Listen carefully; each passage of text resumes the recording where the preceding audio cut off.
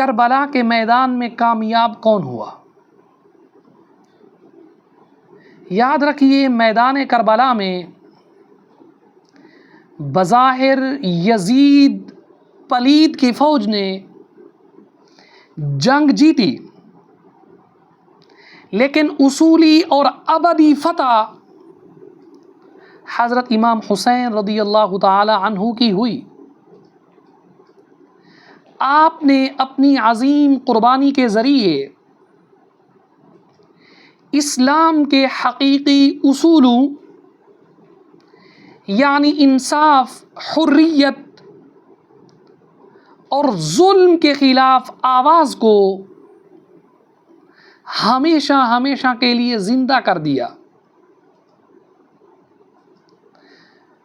فتح مولا حسین رضی اللہ تعالی عنہ کے نمایاں پہلو: نمبر 1، یزید کے عزائم کی ناکامی۔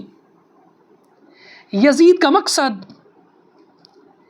امام حسین سے مطلق العناد یا مطلق العنان حکومت کی بیعت لینا تھا، جس میں وہ مکمل طور پر ناکام رہا۔ نمبر 2، دین اسلام کی بقا۔ آپ کی قربانی نے اسلام کو یزیدی تحریف اور آمریت سے بچا لیا۔ آج بھی آپ رضی اللہ تعالی عنہ کی تاریخ جرت اور استقامت کا استعارہ ہے۔ آخری بات، ظالم کی رسوائی۔